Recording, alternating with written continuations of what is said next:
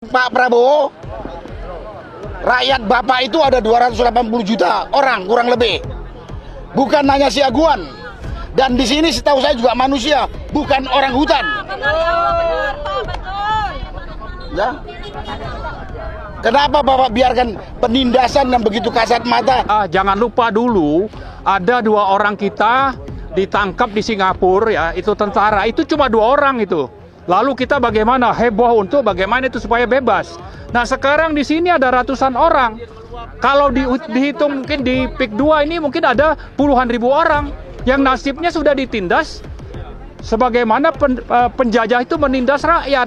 2045 kita mau Indonesia emas, sementara masyarakat kita masih tertindas seperti ini, nggak mungkin akan bisa terjadi, nggak mungkin akan terjadi. Ini kita bisa saksikan perbedaan antara si kaya dan si miskin. Kita lihat tuh pembangunannya, bos.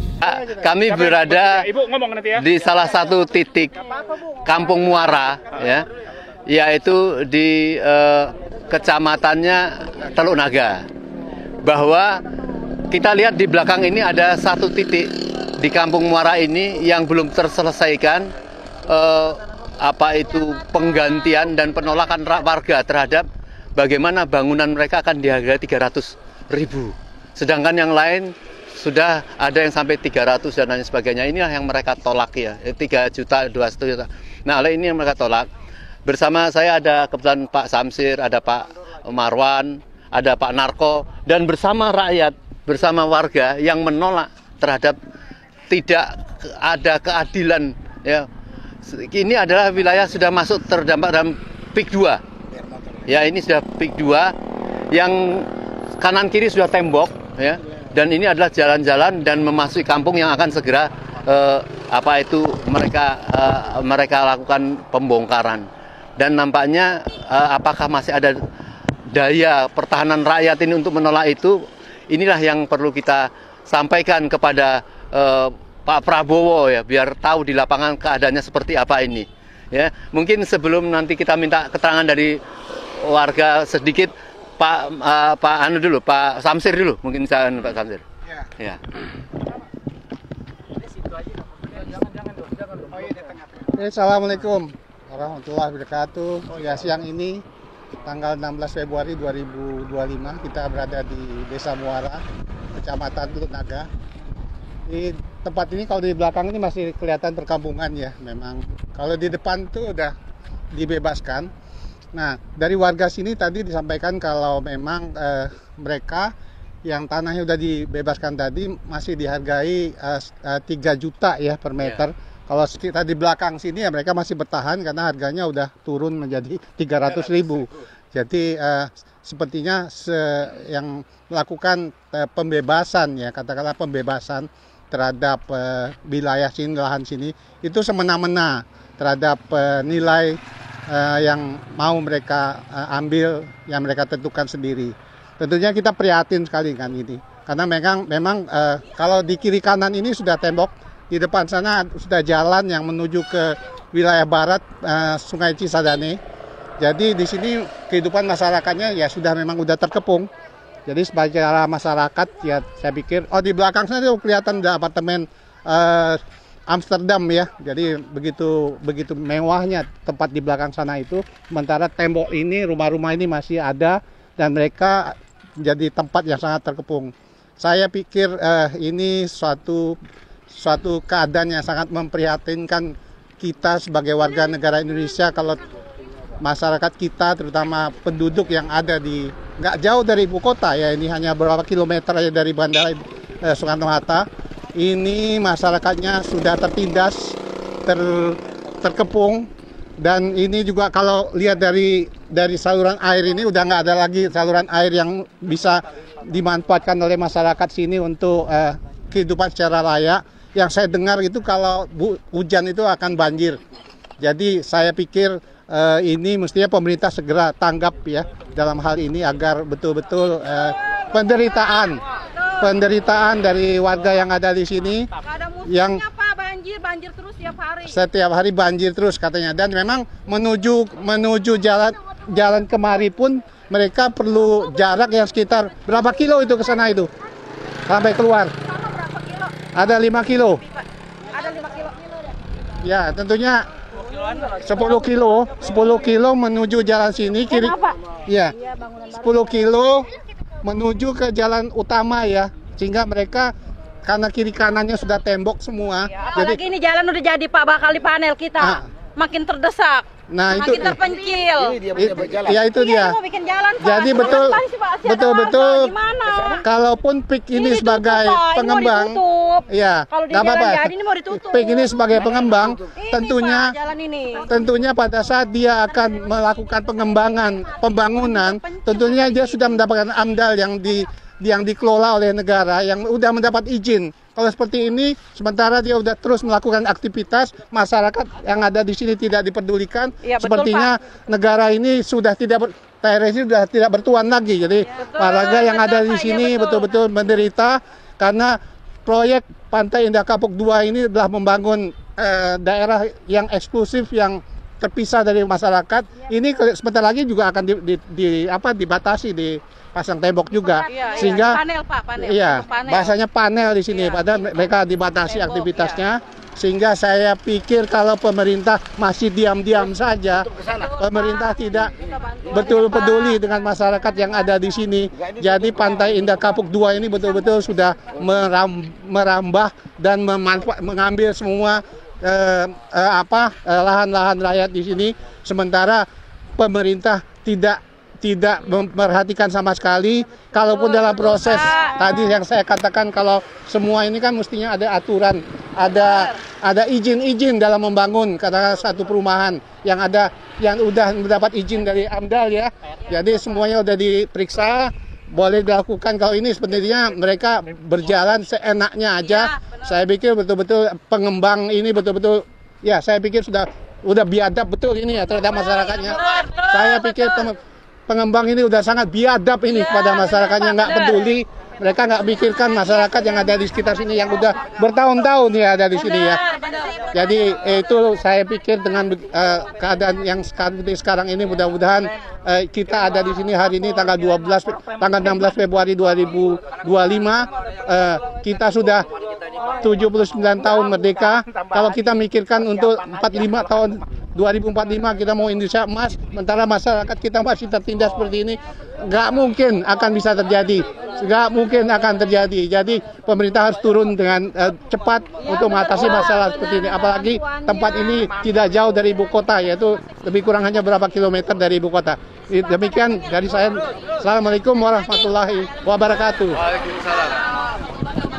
Saudara, betapa memilukan ya. Tidak tahan kita melihat ya bagaimana yang disampaikan masyarakat tadi. Ini sangat memilukan, tinggal satu titik di Kampung Muara ini yang sudah tinggal terusir dan tidak ada penghidupan. Dari mana mereka mencari makan? Dari mana mereka mendapat penghasilan pekerjaan? Bang Samsir tadi sudah menyampaikan, beliau ini adalah penasehat hukum yang sangat setia kepada rakyat, mendampingi rakyat untuk memaparkan kepada ini. Warga yang tertindas. Coba apa komentar dari Bapak Prabowo? Tidak bisa melindungi masyarakat yang tinggal terusir, sekarang sudah di tengah-tengah tembok dalam proses proyek PIK yang kalau Pak Narko mengatakan ini bukan proyek, ini adalah usaha yang biadab. Ya benar Pak, benar. Jadi mungkin Pak Mauran bisa menyampaikan apa yang telah disampaikan masyarakat tadi. Nanti bisa kita minta tolong Ibu sedikit-sedikit menjadikan penjelasan bukti. Iya, saya akan jelaskan Pak. Ini jalan ini Ya, makasih Om Lim. Jadi kami memang sengaja datang.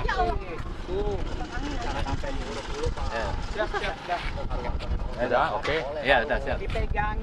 Kami sengaja datang ke Desa Muara, Kecamatan Teluk Naga ini. Kebetulan masih ada 2 RT, yaitu RT 18 dan 19 yang warganya masih tinggal di sini karena menolak untuk direlokasi atau dibayar ganti rugi karena harga yang akan dibayarkan itu hanya sifatnya sepihak, tidak melalui kesepakatan kedua belah pihak.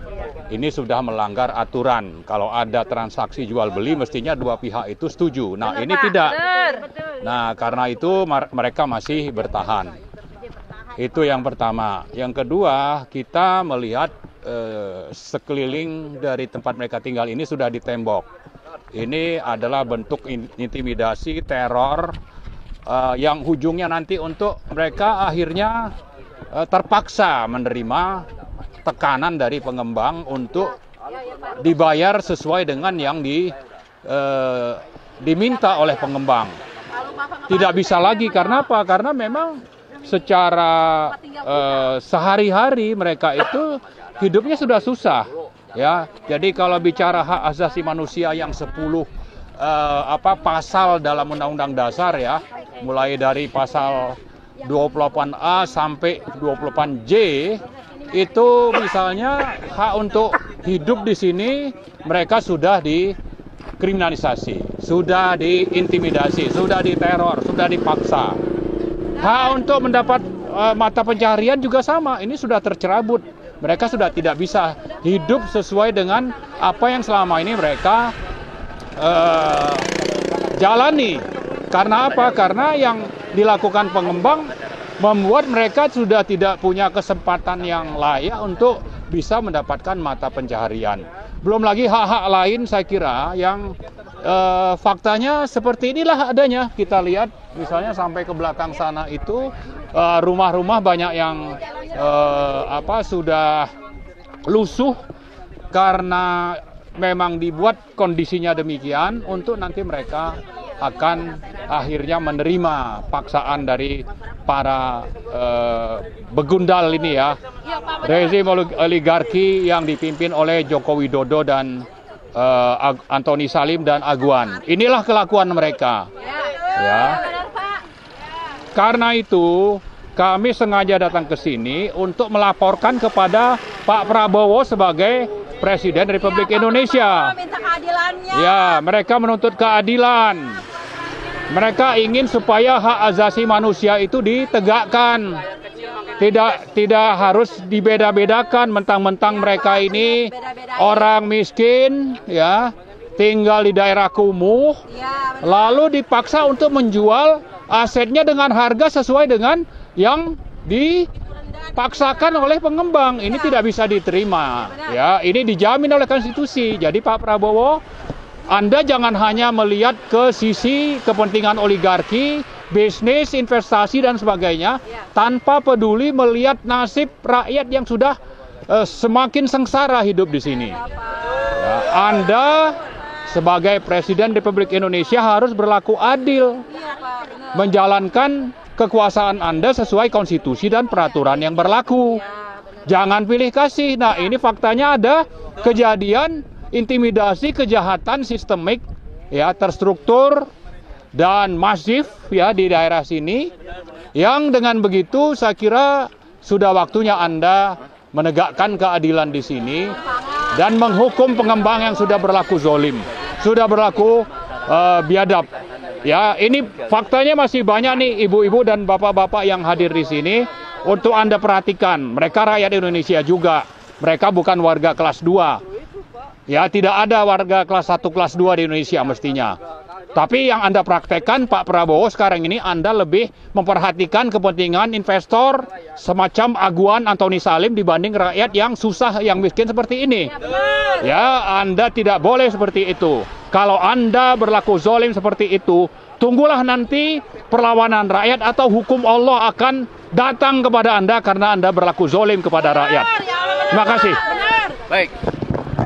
Saudara, kita tahu Pak Narko ini seorang tentara yang sangat tulen, ya, yang sangat geram, ya, sangat geram terhadap bagaimana perlakuan, ya, rezim kepada rakyat. Bagaimana mereka sampai memberanikan menulis tulisan seperti ini. Mereka menolak, ya, dengan dibeli bangunannya hanya 300.000 per meter. Ya, benar, Pak. Benar. Mereka tidak mempunyai penghidupan apa-apa lagi. Apa Pak Prabowo tega melihat seperti ini? Iya, Pak. Ya, saya yakin Pak Narko orang yang sangat keras gini aja mungkin tadi sudah tidak tahan, menangis melihat keadaan seperti ini. Iya, Bapak Presiden. Sebelum kepada Pak Narko, mungkin 1-2 dari warga kita dengar, ya. Apa, Ibu? Kita dengar ya, Pak. Ya, Ibu. Coba. Ya. Ya. Ya. Ya. Ya, Ibu. Kami ingin mendengar jeritan Ibu terhadap perlakuan proyek ini. Kampung yang sudah diperlakukan seperti binatang, tidak dizolimi ini. Ini mereka berteriak ingin menyampaikan sesuatu, ingin ditujukan kepada Pak Prabowo. Saya silakan. Ya, silakan. Iya Pak, gimana mau itu di kampung kita? Jalan mau dirubah.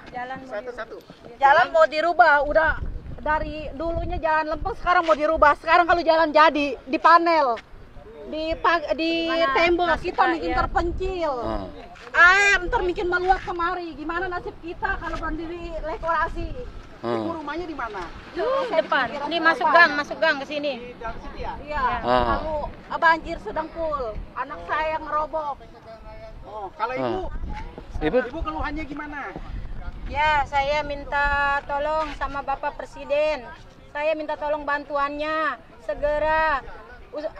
Bangunan ini diselesaikan. Saya udah mengeluh lebih parah, banjir setiap hari sampai masuk ke dalam.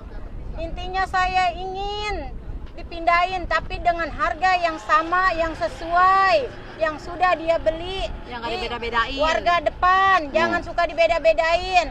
Sekarang saya mau tanya, apa salahnya, apa sebabnya desa yang depan bagus, yang ujung bagus, tengah-tengah direndahkan, diberi dengan semau-maunya. Jadi Ibu ada terpikir nggak setelah dipaksa usir di tempat kampung yang tinggal sedikit ini, kemudian mereka berpikir Ibu nanti pindah ke mana, lari kemana, bekerja apa? Ya, kalau masalah pemindahan katanya udah ada, tapi kalau masalah pekerjaan itu, saya intinya pembayaran dulu dengan harga yang sesuai. Saya ingin harga rumah saya itu dibeli sama dengan harga 3 juta per meter. Bangunan baru saya ingin dibeli 2 juta per meter. Kan dia sendiri yang memulai. Kalau ada lahan kosong, bangun. Ntar saya beli dengan harga 2 juta per meter. Nah, nyatanya apa? Cuma 300 per meter. Emang saya ngebangun pakai kertas? Ya, baik. Bapak Prabowo, apakah kita membiarkan, negara membiarkan janji-janji para oligarki, para pengembang yang jahat seperti ini mendolimi rakyat? Apakah akan tidak ada tindakan kepada mereka? Mungkin Ibu mengambil satu. Ya, apa tuntutan Ibu? Tuntutan Ibu, apakah hanya sekedar minta ganti rugi ini atau? Iya, minta ganti ruginya yang udah sesuai sama yang udah 2 RT. Yang RT 16-17. Yang harga 3 juta, 275, 2,5. Iya. Baik, Pak Narko, mohon Pak Narko. Oke. Pak Senarko mana? Ya, Pak Narko. Ini tadi sudah disampaikan beberapa anggota masyarakat keberatan terhadap mereka diperlakukan semena-mena, diusir dengan akan diganti bangunannya cuma 300.000, beda dengan yang lain. Kemudian mereka tidak tahu terusir kemana, bekerja apa tanggung jawab penguasa menurut Pak Narko ini, Pak. Makasih Om Lem. Assalamualaikum warahmatullahi wabarakatuh. Saya masuk ke Kampung Muara Teluk Naga ini bingung sendiri. Di mana pemerintah Republik Indonesia? Ya. Di sini terjadi kriminalisasi, terjadi pelanggaran hak asasi manusia, terjadi penindasan. Aparat desa tidak bertanggung jawab. Polisi juga tidak bertanggung jawab terhadap adanya penindasan ini. Jadi memang di Kampung Muara Teluk Naga ini, mungkin saya ulang lagi, sudah tidak ada pemerintahan resmi Republik Indonesia. Yang ada di sini adalah pemerintahannya Kerajaan Aguan yang biadab. Ada rakyat ditindas, dikepung dengan tembok. Ya, dikepung tembok. Tapi pemerintah daerah dalam hal ini Abdesi diam saja. Ada tanah di sebelah ini sebelumnya dibeli oleh pengembang 3 juta, ya 2,5 juta sampai 3 juta per meter. Tapi kemudian ini RT 17 dan 16 dan 17 ini diturunkan menjadi 300.000 per meter oleh pengembang yang namanya ASG. Ini kan penindasan nyata. Benar Pak, ya nyata, benar-benar nyata. Kemana pemerintah? Kemana Komnas HAM? Kemana polisi? Karena yang ada di sini pemerintahnya itu, pemerintah desanya udah di bawah kendali Aguan, polisi udah di bawah Aguan, Komnas HAM tidak ada. Komnas tidak. Karena itu, pada kesempatan ini saya mau menuntut kepada Presiden Prabowo. Ya, benar Presiden Prabowo minta bantuannya. Bapak pernah ngomong, saya akan timbul tenggelam dengan rakyat. Rakyat Bapak itu bukan Aguan saja, termasuk penduduk RT 16, 18, 19 yang ada di Teluk Naga ini. Desa Muara. Sekali lagi Pak Prabowo, rakyat Bapak itu ada 280 juta orang kurang lebih. Bukan hanya si Aguan.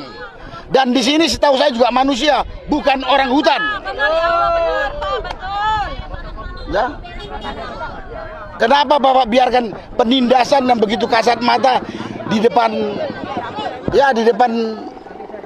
publik? Tidak jauh dari bandara. Dan dari bandara jaraknya nggak sampai 30 kilo. Dari pusat kota nggak sampai 100 kilo. Karena itu saya berbicara sebagai warga negara Indonesia. Kebetulan saya juga tinggal di Banten dan ini adalah tetangga saya. Saya menuntut omongan Presiden Prabowo yang mengatakan akan timbul tenggelam dengan rakyat. Rakyat Bapak ini ada di sini, bukan hanya Aguan doang. Bahkan yang namanya Aguan itu rakyat biadab. Dia boleh membangun, tapi belilah dengan harga yang berlaku secara umum. Bisa pemerintah pusat dalam hal ini Pak Prabowo bayangkan, Aguan itu bisa menaik turunkan harga lahan seenak perutnya, seenak kepalanya saja. Sekali lagi saya bilang, Bapak bisa, Presiden dan pemerintah bisa bayangkan, Aguan itu bisa menaik turunkan harga lahan seenak jidatnya saja. Lingkungan tertentu dihargai dengan harga normal, kemudian yang lain tidak dibeli, ditekan, ditutup dengan tembok.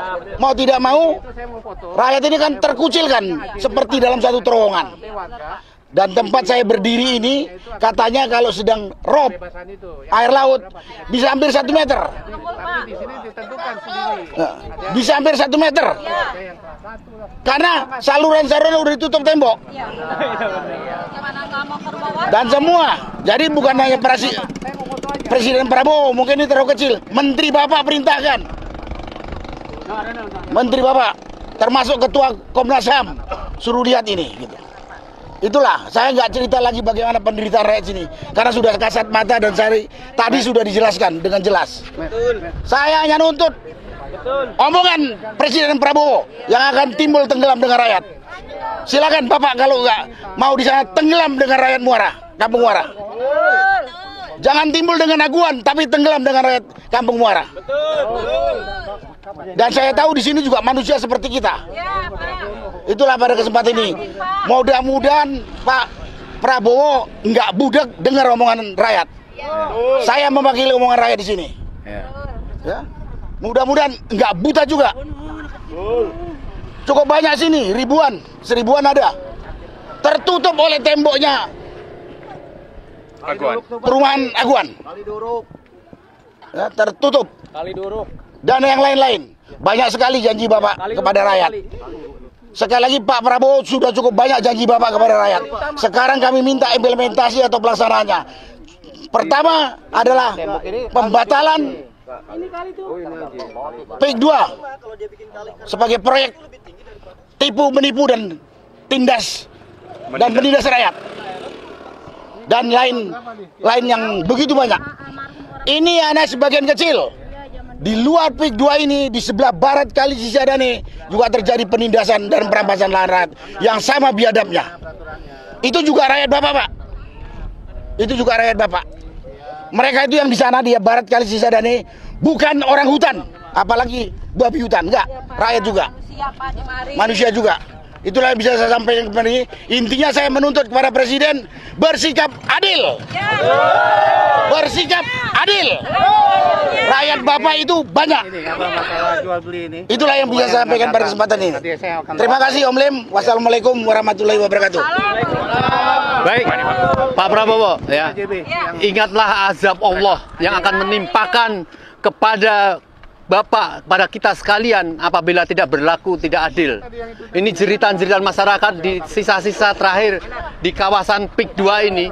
Mereka ingin terusir dengan belum ada kepastian akan diberi uang berapa bangunannya mau dihancurkan. Ya. Maka kami tambahkan satu bukti lagi ya dari fakta cara pembebasan, cara mengusir rakyat ini ya dari Pak Samsir mungkin silakan Pak Samsir. Udah ada listnya lebih bagus. Ada listnya ya. Ya. Ini di tangan saya ini ada AJB. AJB yang telah dibuat puluhan tahun yang lalu. Sini, Bu. Jadi orang tuanya yang buat ini AJB. Iya. Tanah seluas 186. Yang ini udah 30-40 tahun yang lalu mungkin ya. Iya betul, itu peninggalan orang tua saya. Peninggalan orang tua, ada AJB-nya. Jadi ada AJB-nya. Sementara pada hari ini hanya ditawari, memang warga udah sepakat. Jadi lahannya itu dihitung aja. Jadi lahannya itu dihitung katakanlah 186 dikali bangunan yang ada. Warga sepakat. Tapi tentunya warga sini juga nggak punya kemampuan ya untuk membangun rumah kelas 1 ya.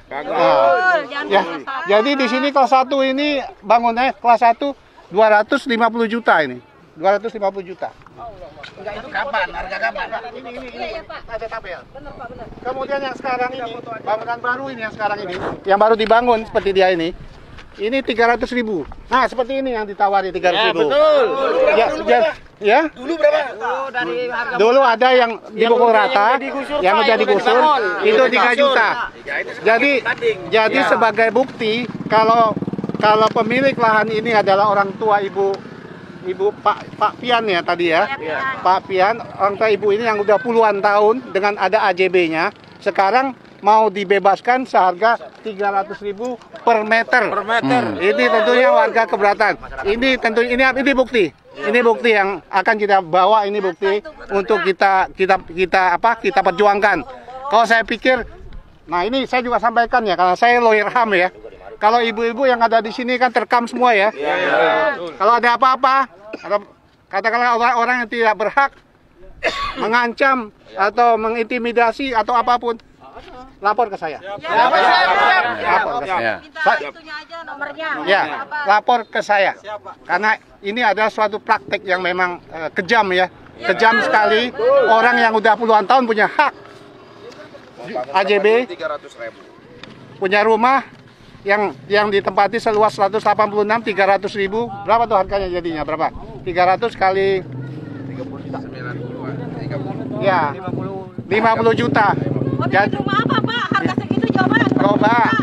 50 juta. 50 juta dapat di mana dia? Sementara dia yang ada di sini, mata pencariannya ada di sini.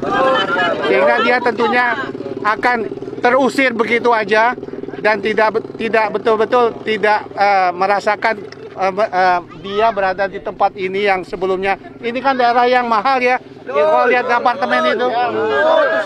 Itu coba. Itu mereka itu per meternya itu 50 juta. Kenapa rakyat harus diberi segitu harganya? Nah, rakyat di sini yang sudah puluhan tahun hanya punya satu rumah, hanya berapa tadi? 50 juta ya? Iya. 50 juta. Begitu kejamnya. Apa 50 juta? Anaknya 12 orang. Jadi bikin rumah petak Coba dipertahankan ini udah ada list dari desa mengeluarkan list. Ya Pak, ini ada ya. Berarti kades terlibat. Ya. Ini katanya dari PT Pak, ini benar enggak bukan? Ya. Saya mau tanya apakah ini list asli apa palsu? Oke. Katanya ini benar dari PT Bapak Agung Sedayu. Kalau emang ini palsu, tolonglah ya.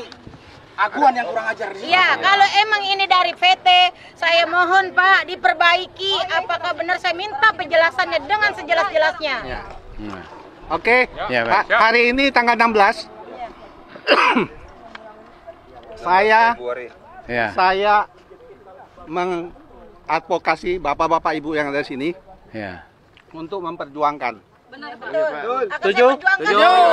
Peninggalan orang tua saya Pak. supaya masyarakat yang ada di sini betul-betul haknya bisa Ya, mereka biar dapati. kembali, ya, biar Baik. Dan kembali mereka harga juga yang bisa sama. berkehidupan layak. Karena tadi ada ibu yang anaknya sampai 12 dengan yang mendapat rumahnya sepet. Ya, katakan cuma 50 juta ya dapat berapa. Sementara sekeliling kita ini kita lihat betul-betul bangunan-bangunan yang mewah yang ditawarkan, kita lihat juga Iya, harganya itu harganya berapa puluhan semua. juta per meter. Jadi tentunya saya akan ambil masalah ibu-ibu bapak di sini untuk saya tangani. Iya, betul. Jadi setuju apa tidak? Oke, Ya. jadi itu. Baik, baik Pak Prabowo ya. Berada di pihak mana lah ya? Bapak Prabowo sebagai presiden di pihak rakyat atau di pihak oligarki yang begitu kejam. Ternyata penjajahan ini sudah direncanakan jauh-jauh berapa puluh tahun yang lalu. Dan sekarang terlihat tadi ada apartemen yang harganya berlipat-lipat. Apakah tidak layak mereka harus dipindahkan ke apartemen yang untuk dibangunkan itu, bukan malah mengusir, dan mereka sudah tidak mengerti nasibnya ke depan ya. Mungkin Pak Ismet sebagai pemerhati sosial bisa menambahkan sedikit untuk disampaikan kepada Bapak Prabowo. Ya, ini untuk kesekian kalinya terjadi bisa dibilang tragedi kemanusiaan ya di bumi pertiwi bersebelahan dengan Jakarta sebagai ibu kota. Nah, kami berharap yang hadir di sini di Desa Muara, Kecamatan Teluk Naga, Kabupaten Tangerang, menghimbau kepada para tokoh, ulama, kiai, aktivis untuk bersatu membela saudara-saudara kita rakyat Banten. Ini menjadi sesuatu yang sangat kejam ya dalam Indonesia yang sudah merdeka 80 tahun. Masih ada tindakan-tindakan ya, sikap-sikap biadab sebagaimana VOC dulu menjajah Indonesia. Apakah Presiden Prabowo akan membiarkan ini semua terjadi? Ini sangat kelewatan dan tidak pantas ya seorang presiden membiarkan rakyatnya sendiri. Ya, sementara Anda mengaku dipilih oleh rakyat. Di mana pembelaan Anda kepada rakyat Indonesia? Jangan sampai Anda melanggar konstitusi negara ini yang sudah diperjuangkan oleh para ulama, para syuhada, para pahlawan revolusi Indonesia. Ya, kami berharap ini menjadi perhatian utama, menjadi prioritas utama pemerintahan Presiden Prabowo untuk melakukan pembelaan dan jangan membiarkan para oligarki seperti Aguan, Antoni Salim, dan tentunya ujung dari semua ini adalah kebijakan mantan Presiden Joko Widodo yang sangat menyengsarakan rakyat Indonesia. Demikian yang saya bisa sampaikan. Ya, baik. Baik, Pak Samsir, kami ucapkan terima kasih ya ibu-ibu sekalian. Pak Samsir berjanji akan membantu advokasi terhadap kehinaan perjuangan ini. Insya Allah kita berakyat bersama masyarakat di sini akan memperjuangkan ini dan menunjukkan bagaimana kejahatan oligarki, kejahatan penguasa yang dipimpin Jokowi pada saat itu ya. Yang sampai dikatakan oleh Bapak Mulyadi, ini adalah pemimpin yang dikirim dari penduduk neraka ya. Tolong kita perjuangkan ya. Jangan sampai terjadi kehinaan disengsarakan rakyat ini. Insya Allah kita akan perjuangkan dan semoga Pak Prabowo andai kata serius untuk membela rakyat, Anda akan didukung oleh seluruh rakyat, tidak menanaktirikan orang-orang yang berada di sekitar sini. Ya, insya Allah akan saya sampaikan terakhir Pak Marwan, silakan. Ya, makasih Om Lim. Saya kira tadi sudah sangat jelas apa yang terjadi di sini. Kezoliman, penindasan kepada rakyat yang memang tidak berdaya. Tapi ini bisa terjadi kenapa? Karena aparat negara, aparat penegak hukum, wakil-wakil rakyat baik di pusat dan di daerah itu memang sudah tidak peduli dengan rakyat ini gitu. Jadi karena itu memang rakyat harus bangkit. Harus bangkit sama-sama, mari kita ingatkan Presiden Prabowo, lalu partai-partai yang berkuasa ya. Jangan justru Anda masih jauh sudah bicara mau memenangkan Pilpres 2029. Koalisi, gimana dengan rakyat ini? Coba perhatikan kehidupan mereka. Anda cuma memikirkan kepentingan perut dan nasib Anda sendiri, oligarki, tanpa peduli dengan nasib rakyat yang sudah ditindas. Ya, jangan lupa dulu ada 2 orang kita ditangkap di Singapura ya, itu tentara, itu cuma 2 orang itu. Lalu kita bagaimana heboh untuk bagaimana itu supaya bebas. Nah, sekarang di sini ada ratusan orang. Kalau dihitung mungkin di PIK 2 ini mungkin ada puluhan ribu orang yang nasibnya sudah ditindas sebagaimana penjajah itu menindas rakyat. Itu ada di tidak jauh dari ibu kota di Banten ini.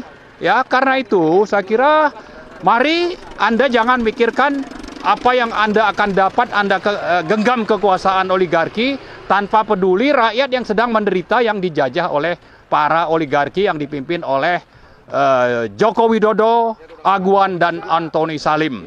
Sudah waktunya rakyat untuk bangkit dan sudah waktunya kita menagih janji-janji Prabowo. Jangan cuma omon-omon. Ya, ini istilah dari Pak Prabowo, kita kembalikan ke Pak Prabowo. Kalau Anda biarkan mereka terus ditindas, Anda hanya omon-omon dan tidak pantas untuk bicara Pilpres 2029.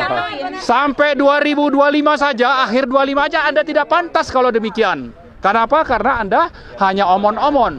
Nah, karena itu kita ingatkan baik-baik, janganlah omon-omon, datanglah ke daerah, terutama di PIK 2 ini rakyat sudah sangat menderita, dan kami ada di Desa Muara, di Kecamatan Teluk Naga, ini masih ada fakta, silakan rakyat diperhatikan, mereka akan bicara, Anda bisa menemukan bahwa fakta di lapangan itu seperti yang ada sekarang ini. Saya kira itu saja, terima kasih. Assalamualaikum warahmatullahi wabarakatuh.